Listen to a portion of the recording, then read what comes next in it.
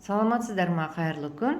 Бүгін біз 113-ші сабақтан разрядтан бір рет аттап өту арқылы жазбаша көбейту және бөлу алгоритмімен танысамыз. Бүгінгі есептеріміз біздің ғарышты бағындырушыларға арналады. Бірінші есеп.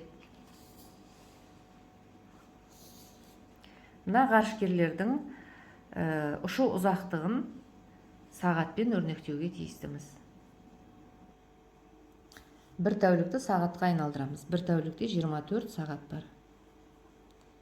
Оған бір сағатты қосамыз.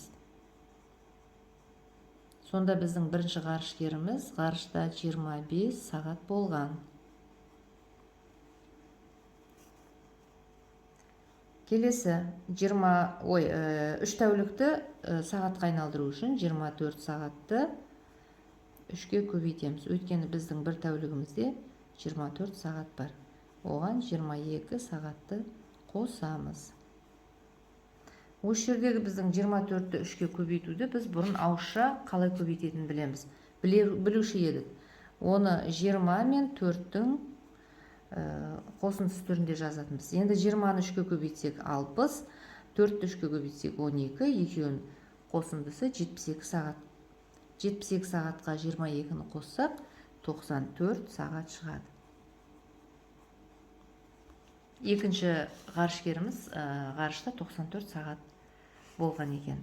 Енді мен мына жердегі көбейтуді жазбаша түрінде көрсетейін. 24-ті 3-ке көбейту керек.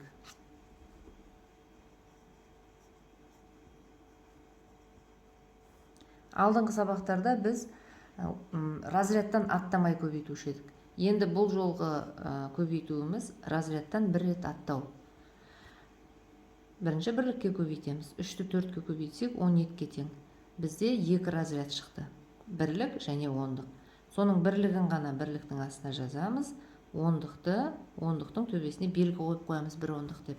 Енді ондықтарды көбейтейік. 6, ойдағы тұрған бір ондықпен 7. Сонда біздің мына жеріміз 72 шығады екен. Енді осыған сәйкес бөлуді көрсетейін. 72-ні 3-ке бөлеміз. Ондықтан бір сан, бірліктен бір сан, 2 таңбалы сан шығу керек. 7-нің ішінде 3 2 рет бар. Көбейткенде 6 шығады. Азайтсақ 1 қалдық қалады. Оны астына жазып қоямыз.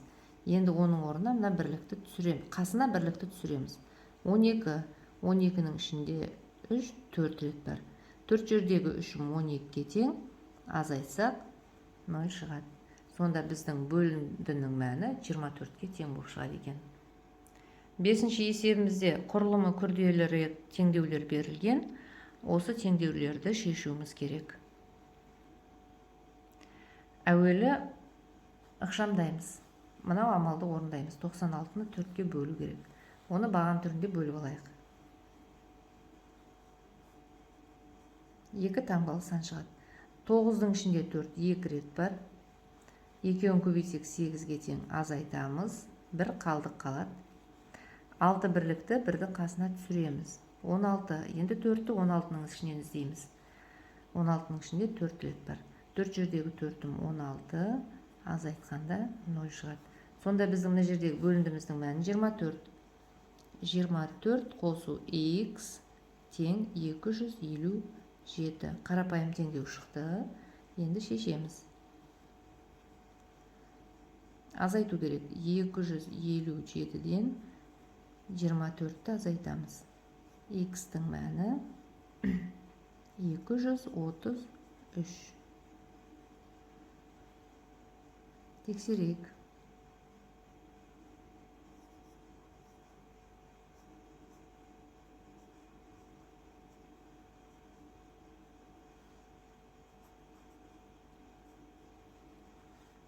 Мына жерден бізде бағанаға 24 шығады.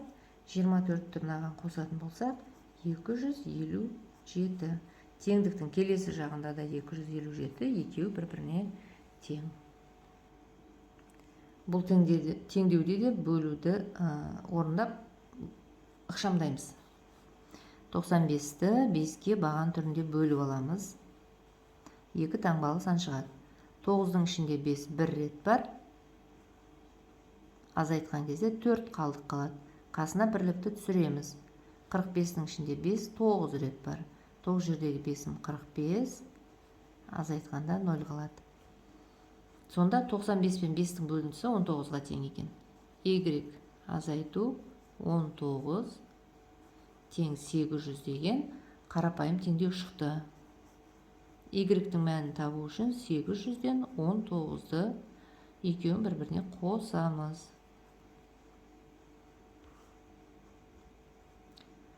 Сонда Y-іміздің мәні 819 болып шығады. Тексерейік.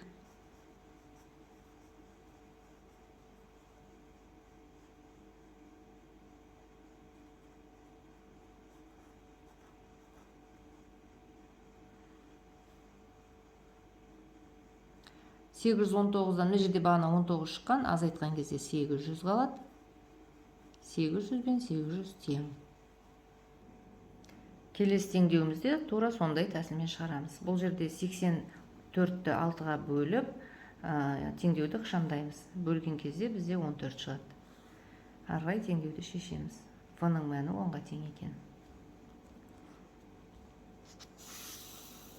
Келесі теңдеуде тура сондай. Бұл жерде 147-ні 7-ге бөліп аламыз. Сөйтіп, мына жерді ықшамдауымыз керек. 147-ні 7-ге бөлгенде, бірінші 14-тің ішінен бір рет іздейміз, бір сан шығады. 7-ның ішінен бір іздейміз, сонда 2 таңбалы сан шығады. 14-тің ішінде 2 рет бар. Азайтқанда 0 қалады. Қасына 7 бірлікті түсіреміз, 7-ның ішінде 1 рет бар. Азайтсақ 0-ге тең. Демек, біздің мына жердегі санымыз, ықшамдалған санымыз 21-ге тең екен. Арғарай теңдеуді қарапайым теңдеу ретінде шеше береміз. Мына жақтан 210, мына жағы 210, екеуі бір-біріне тең. Міне теңдеулеріміз де шықты.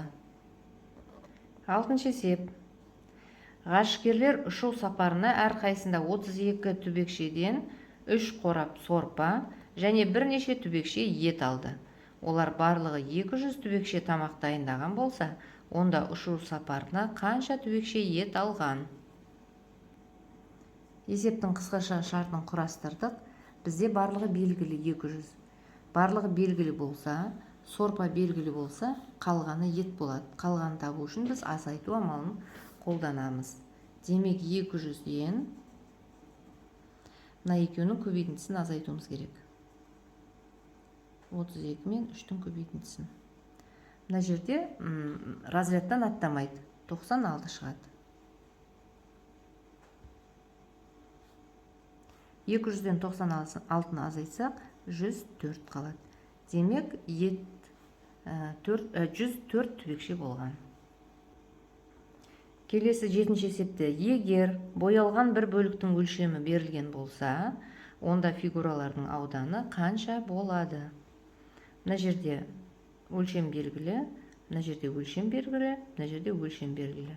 Ендеше, осыған қарап бүкіл фигураның ауданын есептеп табуымыз керек. Әуелі біз мына жердегі белгілі фигураның ауданын тауып алуымыз керек. Ол шаршы тәріздес. Бір қабырғасы 2 см болса, оның ауданын табу өз-өзіне көбейтеміз. 2 см-ді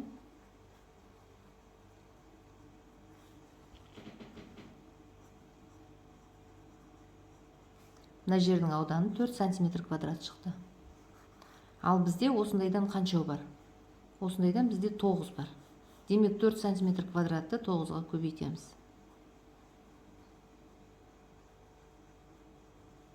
36 см квадрат шығады.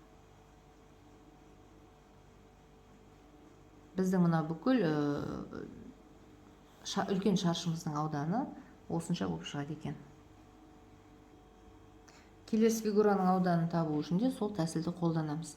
Бұл жерде бізде мынау бір бөлік, боялған бөліктің қабырғасы 3 см, оның ауданын табу үшін 3 см-ді 3 см-ге көбейтеміз.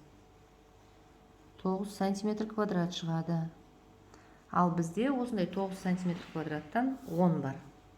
5-10 бар. Демек 9 см квадратты 10-ға көбейтеміз деген сөз. Сонда мына фигураның ауданы 90 см квадрат шығады. Келесі фигураның ауданын табайық. Бізде боялған бөлік мына жер болатын. Тік төртбұрышқа ұқсайды. Оның ауданын табу үшін ені мен ұзындығын көбейтеміз.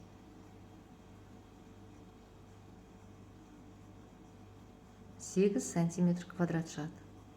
Енді осындай 8 сантиметр квадраттан бізде 1, 2, 3, 4, 5 бар. Демек, мынаны 5-ке көбейтуіміз керек. Сонда мына фигураның ауданы 40 сантиметр квадрат болып шығады. Есебіміз шықты.